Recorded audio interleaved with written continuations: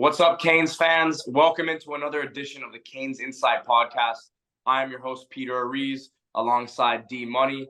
D, we're still buzzing after last night. You can hear I don't have my full voice, after the win last night. What a win, man. A day later, it still feels great. And, it was awesome soaking everything in this morning and last night. Yeah, it's like a weird feeling going back and reading all the articles and soaking all the content in. Usually after a Canes football game, this time, you're trying to avoid the world. At least that's how it's been for the last 20-something years. So the feeling of actually trying to read stuff about what just happened, that's a new one for me. Although really it happened last year with the Elite Eight. It's kind of becoming a consistent thing with this program. Happened with the ACC championship. It's not just a fluke run. It's been a building. But if you want to hear more about Canes basketball, have the reaction pod, the instant reaction pod, Pete live from Sunset Tavern. That's on YouTube and all our podcast platforms from yesterday. Later on in the week, we're going to have a full breakdown preview of the game against UConn. But this pod, football is still rolling, even with everything that's going on in Houston and with the Canes. So football is rolling on. I wanted to put you guys up to speed on spring practice, the new arrivals, some first impressions, always fun. Some my impressions, and then also recruiting, which is hot and heavy right now. So plenty of basketball content on the CanesInSight channel and on CanesInSight.com. The boards are hot with basketball, but football is still rolling along. A lot of news to get to. It's going to be a packed episode. Yeah, D, and you said it. Everyone's excited about the basketball program, but there's also normally a huge excitement about spring football around Coral Gables. And the year one for Coach Cristobal, a lot of people would probably say it was a disappointment, but as we've said the last 12 plus months on the show and on the website as well, is this next step for Mario was going to be rebuilding this roster, getting his guys in there, addition by subtraction, which he has mentioned already in this springtime. So what are you hearing right now? Any observations, thoughts? It's still early, right? And they had the break for spring break, and now they're back now on campus. But what are you looking at right now, early in spring, and what are your thoughts? So really, this is offense against defense. Miami against Miami. Is the defense good? Is the offense bad? Is the offense good? Is the defense bad? You can never really get too much as far as those big picture takes from spring. At least they can be deceptive. One thing I do like to do is compare apples to apples. How did we look last year in spring compared to this year in spring? And I would say we're very early in spring due to the spring break taking up a week. But the offense is moving the ball better and making more explosive plays than last year. It's not all the way clicking like it was during Lashley's peak, where in practice you would see bombs to Harley, bombs to Rambo every single day.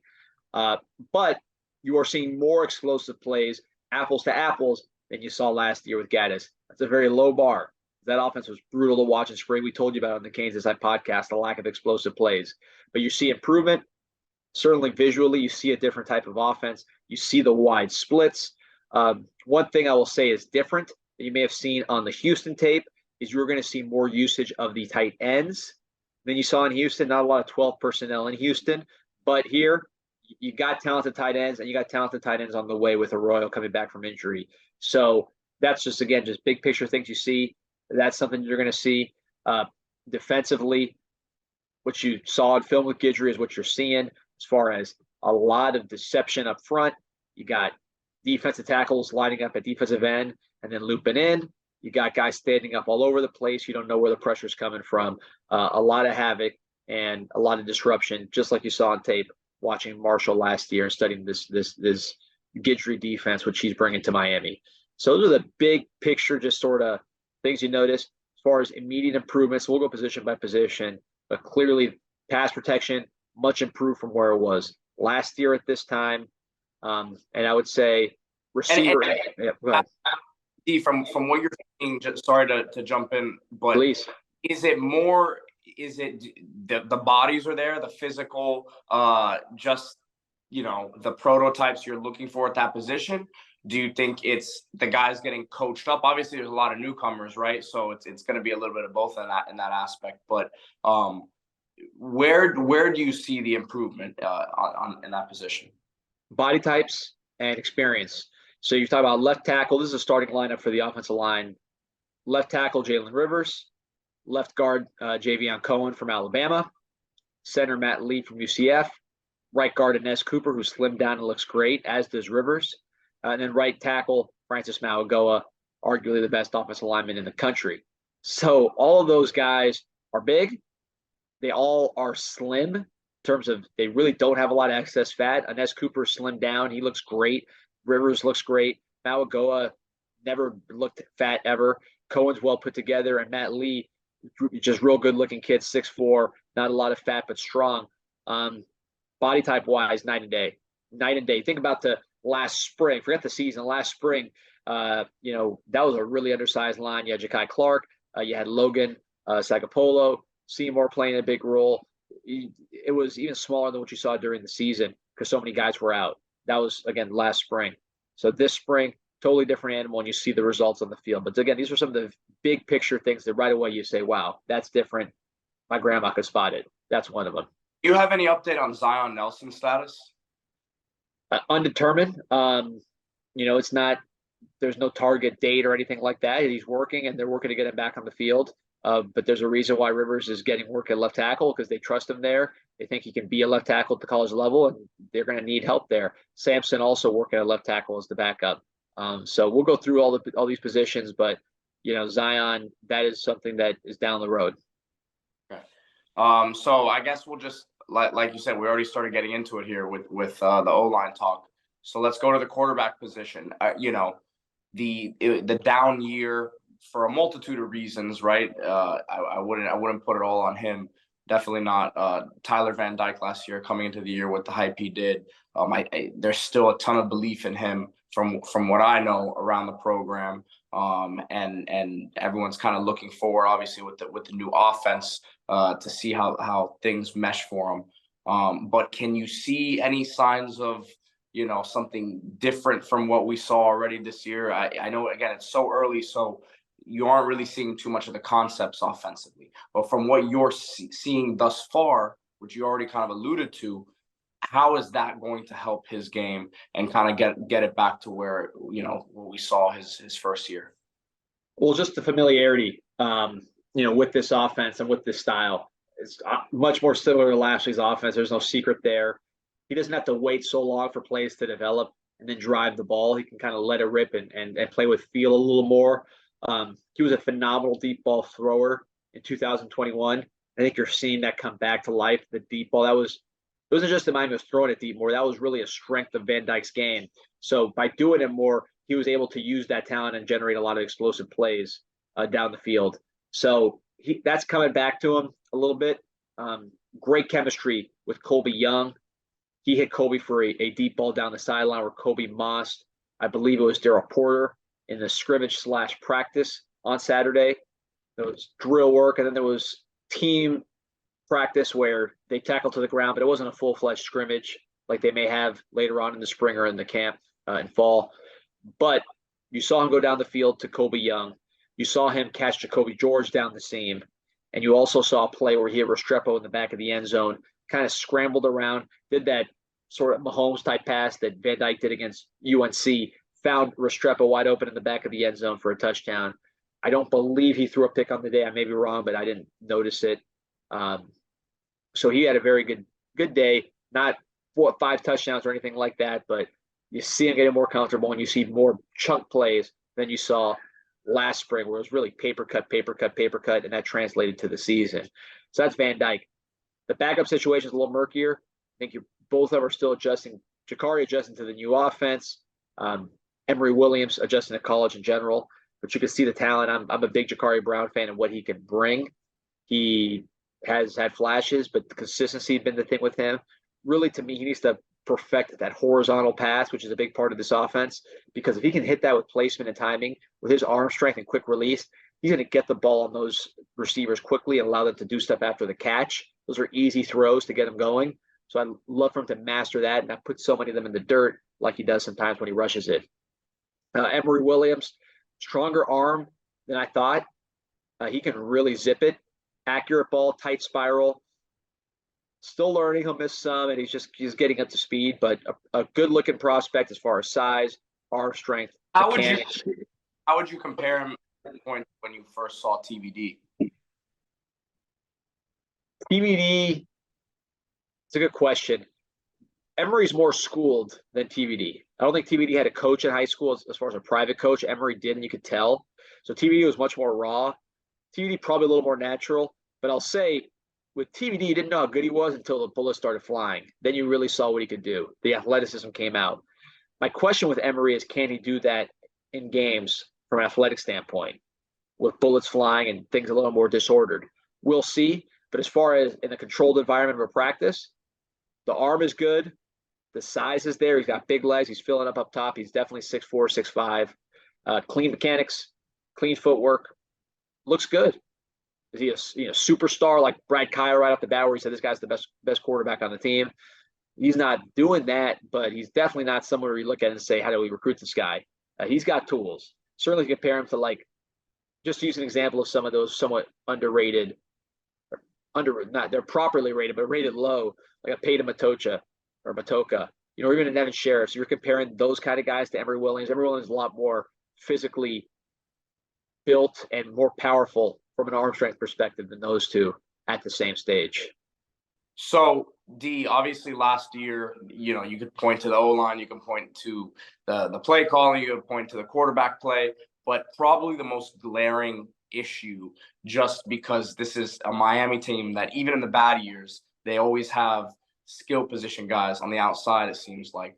That was not the case last year. You were lacking a lot of explosive plays downfield, and obviously Mario's made a big effort to combat that in the recruiting cycle, and has tried to add, and has added a lot of speed over there. What are your early observations at that position?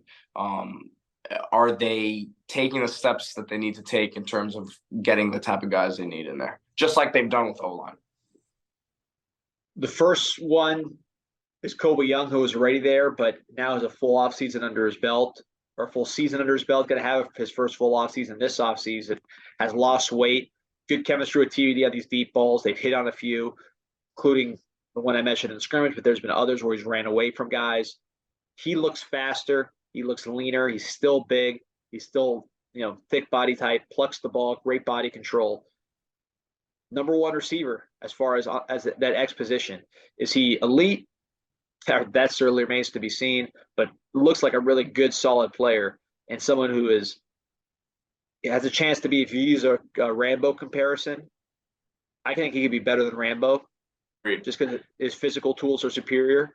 Is he going to be a first rounder? There's a lot of work to do there, but could he be a Hankerson? Maybe. He has good tools. He's big. He has great body control as far as adjusting to the ball. He plucks the ball out of the air with big hands, and his speed has improved a lot. Are they gonna? Is he gonna evolve into something other than just someone who runs the deep route, right? Can he start to add other things into his route tree? And obviously, a lot of that is going to be determined by the offense and where they play him, right? But to me, that's the biggest question with him. And he can stick his hips. He's not a straight line guy. He can stick his hips a bit. He's shown some of that in the spring at that X receiver position. So other than him, because look, I think we saw the flashes, and there's an expectation for him to take that next step. But is anyone else sticking out? Obviously you have a guy like Brashard Smith, who I think had some good moments last year, right? And there probably will be a nice role for him on this team. But has anyone else taken that next step in your eyes? I don't know about next step. The person I'd put after Colby Young is Restrepo, just like he left off. I don't think anything's changed there. The guy's a worker, so he's not staying the same. He's always getting better. Working on, I think he's a little leaner this year. He's trying to be faster, which I think is a good decision for him. You saw Braxton Berrios when he was at Miami. I thought he was a little too heavy. And then when he goes to the pros, you see him Lean. going 106 yards on these kickoffs, and you say, that guy looks like he's running a 4.4. The weight loss helped Barrios to me a lot, even as the players against him got bigger. So I think Restrepo would be smart to keep losing weight. He's always going to be strong down low and have thick legs, but to lose a little bit of weight, I think it would be smart for Restrepo when he's doing that. Jacoby George, Rashard Smith, improvements, but I don't think they're there where you say these guys you can totally count on them. Isaiah Horton, improving. Still not there, but you're seeing improvement. He's a guy to watch. He's definitely in the mix at that X receiver position. Jacoby George will be your flanker position. Restrepo, of course, in the slot. The newcomers, Robbie Washington is there, a flanker just like Jacoby George. He's got a lot of speed, a lot of different ways to get him the ball, whether it's jet sweeps. They're working him as far as multi-purpose, getting the ball in his hands quick. He's not just out there running routes. They're using him as they should, as a weapon. I'm not sure, this is just my opinion, but I'm not sure he might not be a corner down the road just because of his athleticism and his toughness and the way he plays. I could see that on the other side of the ball, but right now they need him at receiver, certainly. Ray Joseph at the slot, he'll be a guy. He'll be a major factor for this team. The IQ, off the charts. He's got the moves. I don't know if he's as fast maybe as Robbie, but he plays fast, kind of like a Duke Johnson, where they're always in control, so they play faster than they might time. But those guys are helping the room. I would say overall, they're missing that one dynamic outside speed guy who can make plays down the field. And we'll talk about some of that in the bank. But I think just another guy that scares teams down the field to complement a Kobe and a Restrepo would really complete this wide receiver unit. But if you compare this wide receiver unit to last spring, much improved. If you compare it to the top teams in the country, the teams that play on New Year's Eve, not there. So that's how I'd put this receiver core. So you mentioned the tight end room, a pretty, exciting group of guys there. What would you, how do you quantify losing a Will Mallory? Because Mallory's going to be a guy who will be drafted and obviously had his injury issues at Miami. But losing him, and then you got an Arroyo coming back, and then you have a Skinner and some of these other young guys, right? I don't want to say that losing Mallory is going to be a good thing, but if you look at it the other side of the coin, there's some explosive talent at that spot, and like you said, they're gonna have to utilize that in a big way. Arroyo, I can't say enough about Arroyo, but we don't know. He's not back yet. I think he's further along than maybe a Citizen or a Zion Nelson. As far as he's on track, he'll be there when you need him. Don't worry about it. But he's not there now. Right now they have Cam McCormick, the medical school student from Bend, Oregon. The guy's in his 8th year of college. So he's bringing some physicality to the position, but he's not going to be a bench receiver. They obviously think he can provide some depth or bring something to the table if they're going to bring him in. And he's doing what they expect as far as blocking. Not a lot of receiving. I heard some buzz from the coaches, hey, this guy's more athletic than you think, but seeing him, he's going to be a blocker. He could do a little bit in the passing game, but that's not what he's going to do. But you're seeing a lot of 12 personnel where you need a guy like that to complement your faster guys. Skinner looks heavier, not heavy, but he's matured from a year. He's not 215, he's in that 230 range. So he's gotten stronger. He can give you a Mallory game as far as when Mallory got the ball in space, he did have those strides to eat up grass pretty fast because he was fast and he was long and he would just kind of glide down the field. Skinner gives you that. He's had some big gainers on crossers, catching the ball a little better. He needs to spend this summer on the jug machine, really working, really committing himself to take it to that next level. But he does look like a better player than last year. He showed flashes last year. The new guys, Riley Williams, he's been a little banged up. I think he had a hamstring issue, but he's practicing now. Total stud. No worries at all with what you bought with that. That is exactly what you ordered. Just a tremendous talent. There's a reason why Alabama and Ohio State wanted him so bad. He's got length. He can run routes and change directions. He can catch with his hands. He's going to be big enough to block, and he's fast. So nothing not to like. This guy might be a guy at that position. go to Jackson Carver, the big guy from Minnesota, went to Culver Academy, hockey player, lacrosse player. Raw as you'd expect. You do see flashes. He has strong hands. He's made some contested catches where he's just kind of pulled it from guys.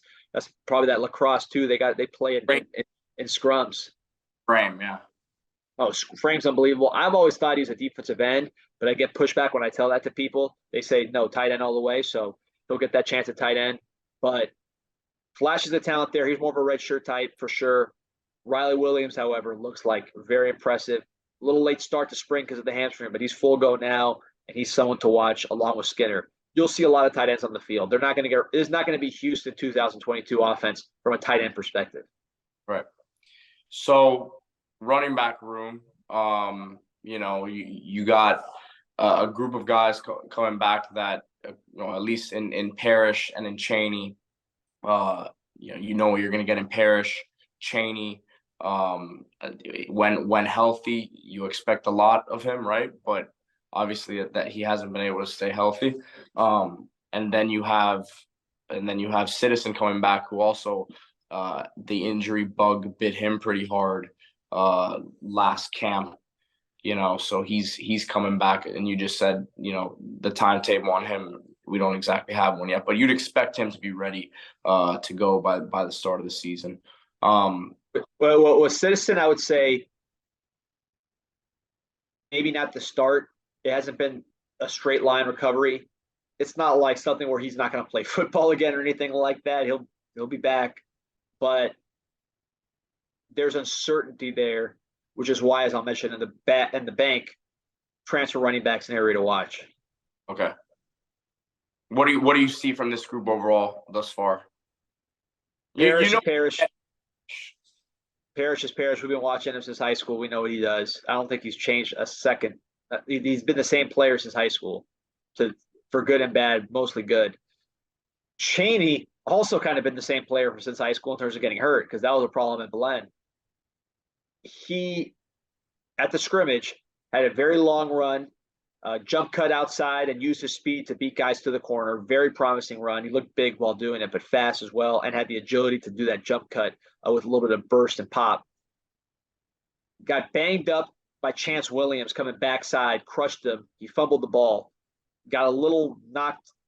He was out for a minute, not a concussion or anything, but he was kind of walking gingerly out of the game. The wind knocked out of him. Yeah, well, it was scary because it's him.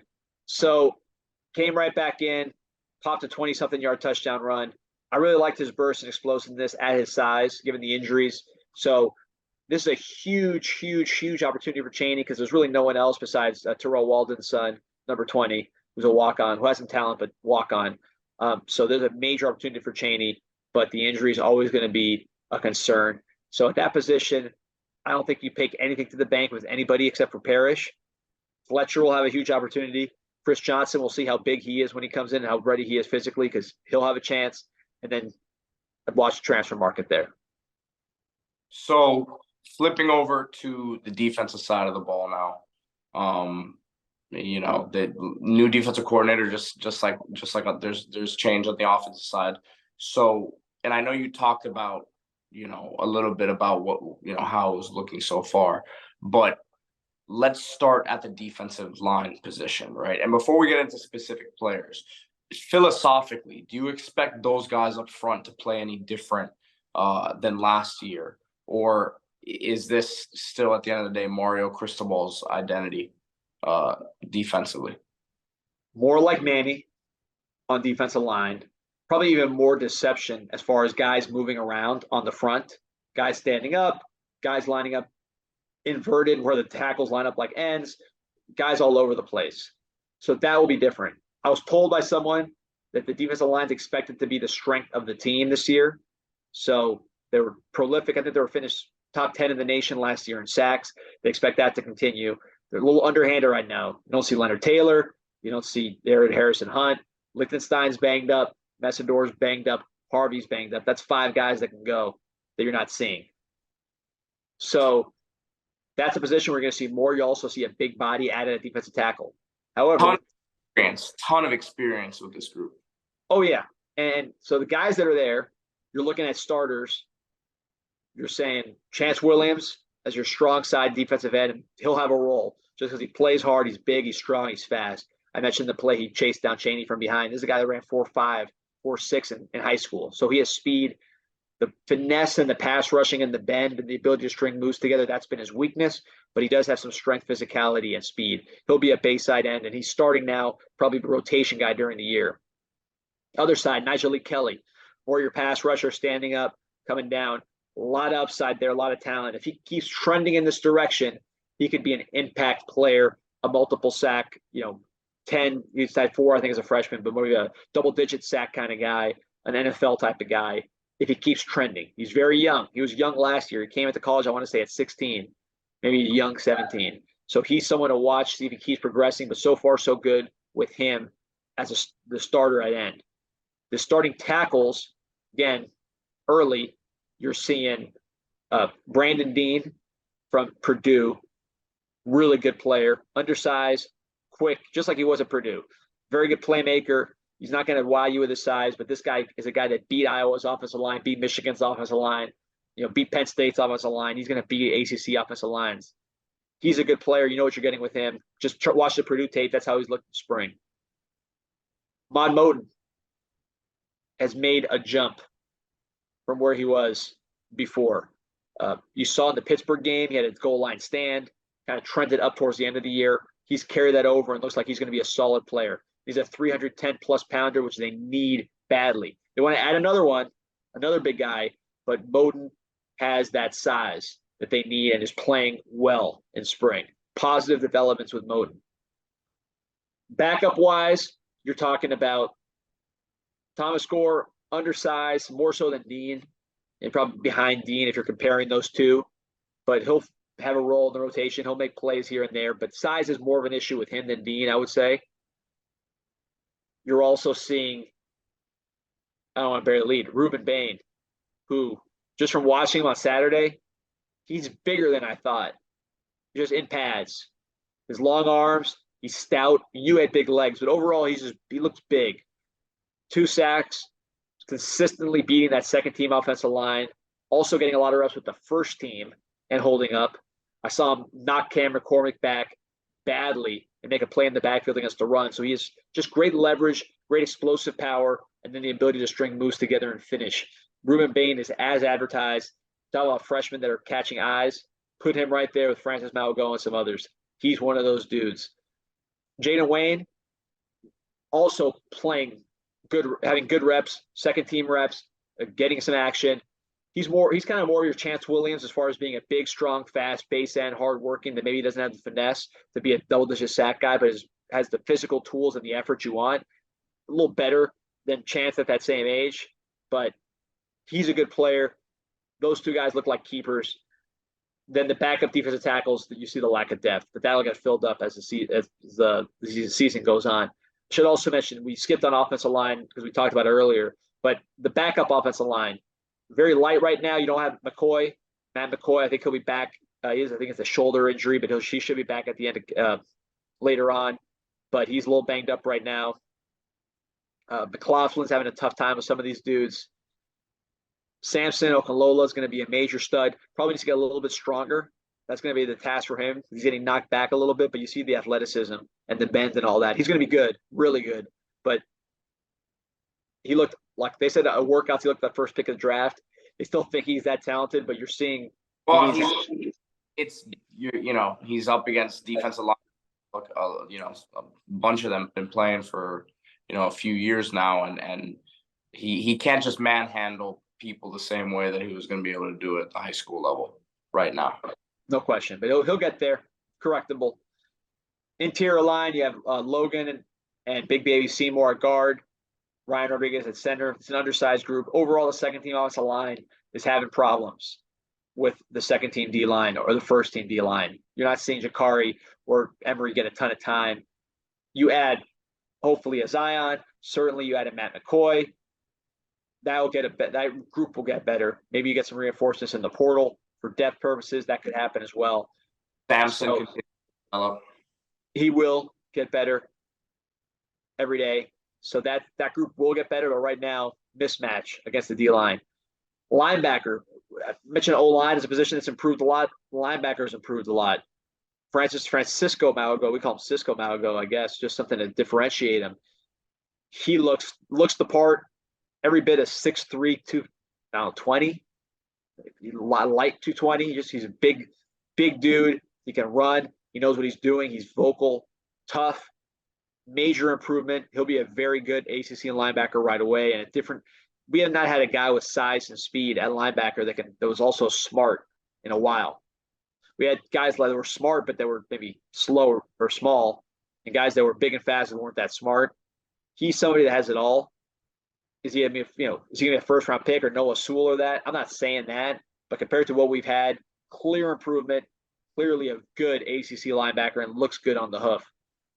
A guy that stepped up, everybody assumed it'd be Francisco and Wesley Basaint, but a guy that's given Wesley Basaint the run for his money is Keontra Smith. Slimmed down, a little more experience now at linebacker, playing faster, making more plays.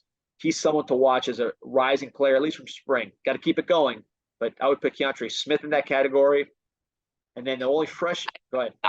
I'll say this. I would pay very close attention to guys who have been here for a few years that did not get pushed out the door by Cristobal.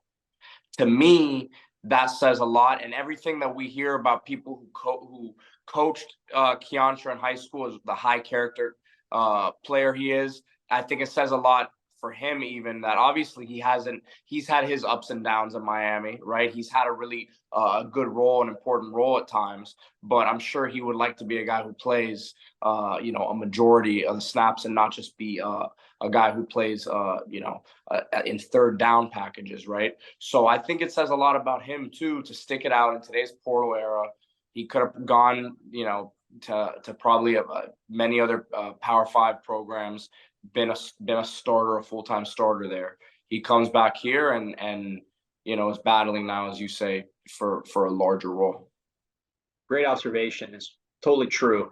There's been a lot of turnover earlier today. We're recording this on Monday. They announced that Corey Woodall replacing Stephen Field as tight end coach. I'm told that's been done. It just was announced later. It's not like Field stepped on Cristobal's shoe or something and he got fired mid-spring. This is something that's been done. It'll help the on-field because Woodall's a rising star. And then also with Field, they need a lot of help with the recruiting department, not because they're not killing it. You saw what they did last year in recruiting, but it's just a lot. They run a high pace. So adding a guy like Field's going to make that operation even smoother, I think, in the back end. But getting back to linebacker, one recruit that's playing, Malik Bryant, is on campus but recovering from a broken bone. He'll be fine, but he's not playing. You got Popo Aguirre, Marcellus Pulliam coming in, but you have Bobby Washington on campus, and he looks like a major stud. Speed off the charts, which we know. Striking, he's knocking guys back. You saw him. You went and saw him live. You talked about it. Right. I mean, even when I think he was like a 3-star recruit when he first committed to Miami. I don't know what he ended at, but I went to multiple Palmetto games, and both him and Robbie obviously stood out. But you just see that once his frame fills out, I'm sure he's already put some good weight on. But the mentality that he plays the game with, the way he just flies to the football. He might be a bit of a gadget player early on, right? But man, I mean, when I say gadget player, I mean a package player, right? But he's explosive. I will say, I've seen him get significant starters reps at Sam, which is the position that would ordinarily get taken out for the nickel or the striker, whatever you want to call it. But he's more your traditional Sam linebacker. When they go heavy and he's playing Sam, he's starting a lot. I've seen him against the ones, and he's doing a heck of a job. He's one of those guys where you watch and he said, this guy's either going to be, first round pick, or he's not going to make it through 2 years, just because he had that boomer bust kind of vibe. We'll see, but certainly what you're seeing right now in Green Tree, you love. He's one of those guys you see at practice and you talk about. He's a buzz creator, big time. Bobby Washington at the linebacker position. Then you have Corey Flagg. We know what he can do. Wesley Basaint, I think, has another level he can get to. He needs to respond to the challenge from Keontra Smith. Yeah, and that it's interesting because what it sounds like is that Smith from what you're saying, has been, probably the best guy at the position. This, Or Frank Mauigoa, but yeah, but next to Mauigoa. I wanted to ask you side. on Mauigoa, because it looked like he could run in what we saw on tape last year. But how's he moving out there? Because I think that's been the biggest thing at the linebacker position is, obviously they haven't had prototypes physically, but in today's game, you need guys who can get sideline to sideline, cover the running backs, out of the backfield on those, little option routes and things of that nature. How does he look in that aspect? He could run. He was an option quarterback growing up. So you saw that interception against Oregon that he took like 90-something yards. He was running that. He was running fast. He was making moves. He kept his balance. He's athletic. No issues there. He's a very solid player. There's not one area you say, wow, there's a weakness. He's big. He's fast. He knows what he's doing, and he could strike. So, and he's not stiff either. He's pretty fluid. I wouldn't say he's Fred Warner, but the guy's not a liability in pass coverage at this point. So, rock solid player there. So let's take a look at the back end of the defense. We'll start at the cornerback position. A lot of moving pieces there. You lose two starters in Tyrique Stevenson and DJ Ivey, who, both will be, most likely both of them will be getting drafted. Tyrique probably will get drafted in the first, 2-3 rounds. And then, DJ Ivey from what I saw, ran really well today at Pro Day. So probably will put himself in position to get drafted as well. Pete, you gotta call your scouting connect so we can have one last DJ Ivey hype tribute. Yeah, listen, 440 at the Pro Day. He's that, and then he had a pretty solid week out there at the NFLPA game. But he's big. He can run. He's probably doing really well in this interview process. So to me, you're losing two guys who are going to get drafted most likely. So what's it looking like in terms of the replacements? Obviously, they brought in Devontae Brown, who I've been very excited about based on what I've heard, from him the last couple of years at UCF. What was a down year for him last year, but him coming in is a huge get. Devontae Brown's looked good, a little nicked up, but he's showing his length and ability at the catch point to disrupt the ball. Him, Daryl Porter, to Corey Couch, probably your top three corners. You're seeing Terry Roberts play outside behind those guys. Chris Graves has the talent, but still not totally locked in and consistent. I'd like to see more from him, although you do see flashes. That's a position I think they could use a one, a cornerback one. And I would not be surprised to see them pursue guys in the portal if it shakes out that way. That position could use some help. I don't think it's a liability by any means. I think it should be ACC fine, but it needs to be better, in my opinion. Safety, you got Cam Kitchens, we know what he can do. Marquise Williams, twitched up, doing his thing. Caleb Spencer, probably a linebacker long term, but you see his instincts. He's a ball player. I had someone tell me who's been to practice that Spencer stood out to them, passed the eye test, immediately. Big guy, he tries to hit everything that moves. He knows what's going on out there. He's a football player. Probably more linebacker down the road, but he looks like someone that you want to have on the field, is how I would break it down. You also have Brian Balaam at safety. Jaden Harris been kind of that safety / nickel, really more nickel from what I've seen. He's doing okay. But overall, I think that's a position where you're going to see help in the portal, both safety and corner, quite frankly. James Williams, anything on him? He's out. Yeah, that's right. But what did he have again? I think it was a torn labrum. Shoulder, yeah. Which hurt his tackling, as we saw during the year. I'm a James Williams fan. I understand why he frustrates people, given his ranking, given some of the tackling issues, which may have been partially explained by the shoulder. That I think was the shoulder, based on what I had also heard. Other people had been urging him to go get it taken care of because it was affecting, what he was doing out there. And I think at the end of the day, he just realized he needed to do it. But, he was probably trying to play through something that he shouldn't have been, doing. But I think he'll help. And then if you move everybody down a slot from where they're at to where they could be, I think that's what you need, is a corner to kind of move everybody down the depth chart to their natural place. And then James Williams to slide in. And then another safety to allow James Williams to go down and play in the box a little more. So that area, I don't think it's not like, the days of Nick Ward, who you're too young to remember, or we're just total liabilities at corner. But I think the defensive backs, they just need a little bit more to be where that Miami needs them to be, at least for this season. And then certainly down the road, you want to continue to upgrade the talent. And then special teams, Andy Borregales has been really, really good at Miami thus far. Punter, you're losing Lou Headley, which, that's a huge, huge loss. He's been so consistent at Miami. So how's it looking at that spot? I'm not going to pretend to be the punter expert. This guy is another Aussie. He looks. I know you're talking to people and Yeah, another Aussie. They like what he can do. The return game should be improved. Remember, you got Robbie Washington and Ray Joseph there.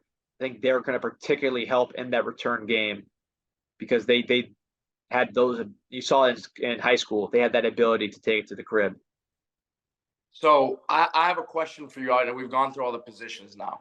Just because of the recent run on the basketball side, what do you think Mario Cristobal and his program, is there anything you can learn or look at with how I know it's a completely different sport, and that the championship teams aren't built the same way, right?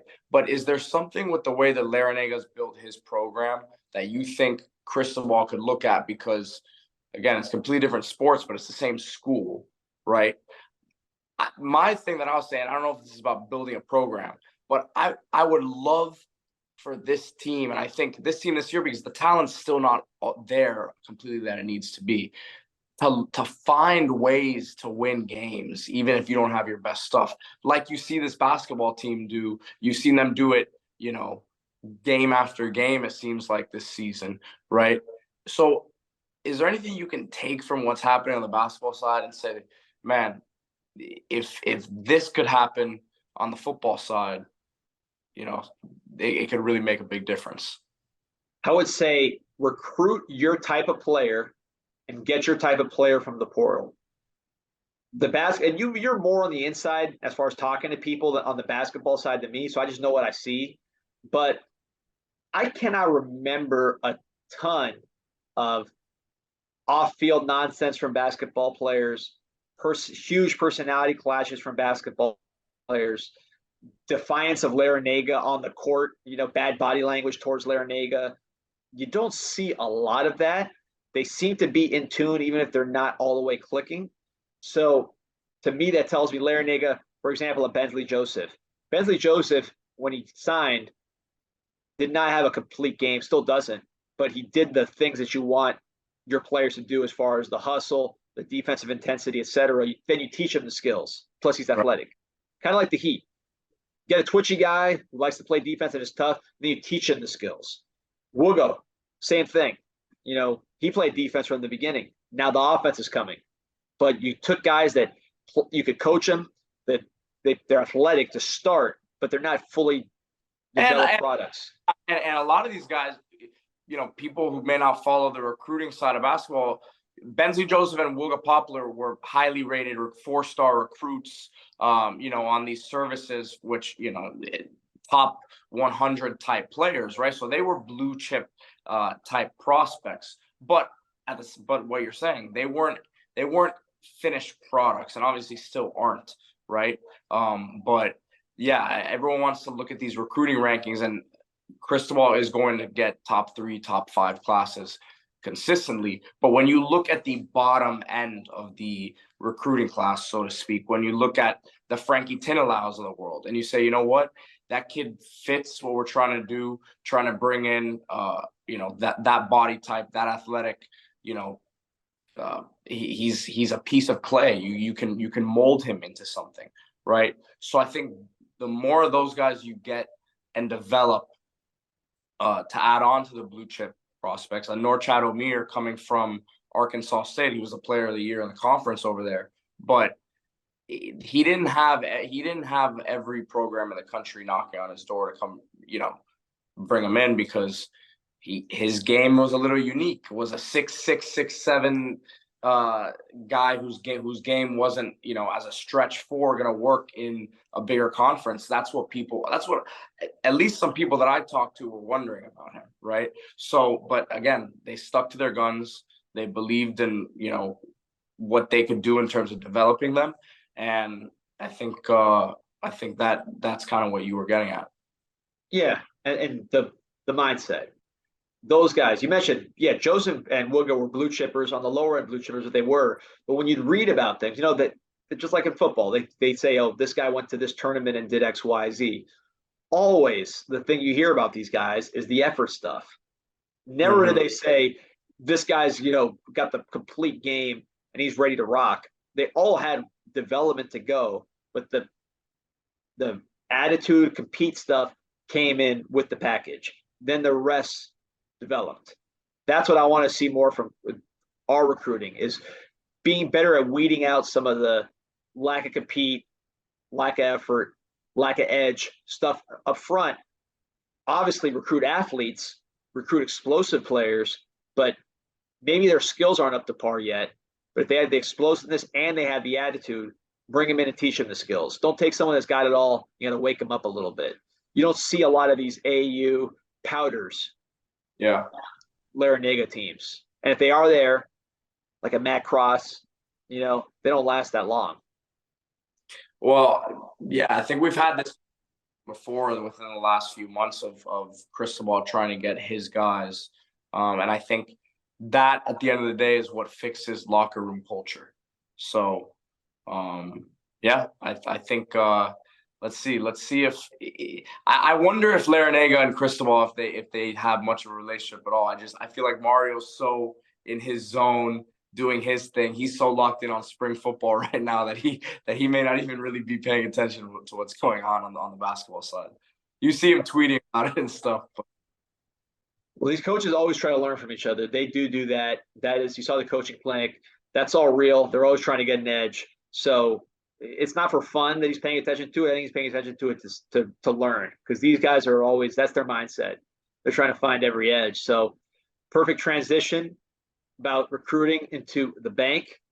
So Underdog Fantasy, promo code CIS, get your final 4 picks in there. Let us know over-unders on our dudes.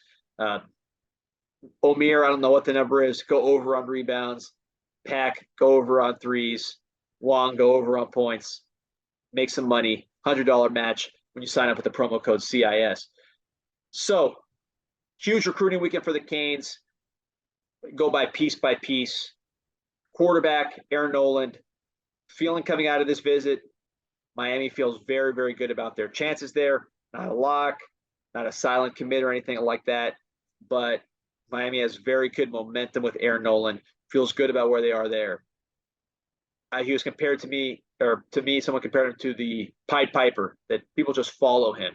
He has that kind of presence among recruits. Even guys doesn't know that well when he's down here on a visit. So he's that kind of guy that brings that presence, can throw the ball well, can process well. Reminds me a little bit of Tua Tagovailoa. Maybe it's the lefty, but just the way he throws with anticipation and timing. He's somebody that brings a lot to the table, and Miami feels very good about. Miami takes him, still likely to take a second quarterback, either a backup experienced player in the portal, which could help bridge the gap from TBD to whoever it is and give some experienced depth there, or a second quarterback, more a developmental guy. I only call it developmental, an upside guy. I would say Judd Anderson out of Georgia, big 6'6" basketball player with a big arm. He's probably more likely to be your second quarterback than a Luke Moga. I know Luke Moga is getting a lot of buzz on the boards. I would keep a closer eye on. Still needs to visit. Moga's been on campus more to show more interest. But I think as far as guys to watch, he'd be someone to keep an eye on. If he goes to a Georgia Tech or something like that, very possible to just roll with the transfer at that position. But Aaron Noland, things are looking good. At the running back position, I mentioned earlier, watch the transfer portal. They need help there. They cannot rely on Citizen and Cheney due to injury. history, and present. Wide receiver, Bryant and Harrell. Gary Bryant out of USC, Tyler Harrell out of Louisville, still in the mix. I don't get the sense that it's like slam dunk imminent with either of those two, but they're definitely still in the mix. Those guys could still be Canes, but I don't think it's like a done deal. They want an explosive playmaker on the outside there. Offensive line, maybe one backup interior lineman you can see, but I wouldn't expect too much there. But that's one area where you can see some help coming in if you can find the right guy. Big defensive tackle, we talked about that being a need. I think linebacker is also potentially a need. Number one cornerback and safety. Those are spots I would look out for. Recruiting wise, go back to this weekend. We talked about the defensive line class being something that really needs to step up from last year, given the numbers weren't there. I was told that this defensive line class is shaping up to be how the offensive line class was last year. David Stone, coming back for a second visit this weekend, was here last weekend. Things are going very well with him. Again, nothing imminent, but Miami is very positive in that recruitment and making very, very good movement. Kamarion Franklin from Mississippi, same thing. A lot of positive movement. Elijah Rushing out of Tucson, Arizona, bonding with Jason Taylor, a long pass rusher.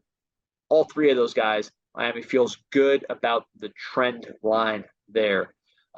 Offensive line, they had some interior linemen. Kevin Pierre-Louis out of the Tampa area, Joseph Ionata, who I think Miami likes at center. Both of those guys are making some positive movement towards the Canes. This visit went well for both of those guys, so keep an eye on those two. At the defensive back position, the name to watch out of start, Khalil Cummings. You can play safety, you can play nickel, you can play corner. He's someone Miami likes a lot, and Miami's making some positive headway there. I think, to me, more so, I keep an eye on him than Ricky Knight. I think Cummings is the name to know at that position in the defensive backfield. But just getting started, a lot of work to be done, but Miami is making moves, and this was a very positive recruiting weekend for the Canes. And you get a guy like Aaron Nolan aboard when he commits, I believe, April 8th, April 9th. He could get other guys on board with his influence on other players. So a lot to watch for. Stay tuned to CanesInsight.com. Keep refreshing. And the bank, always open. We'll be back soon. All right, D. So things are heating up on the football side now. Have a scrimmage, I believe, coming up this weekend. So we'll definitely get into that on next week's show.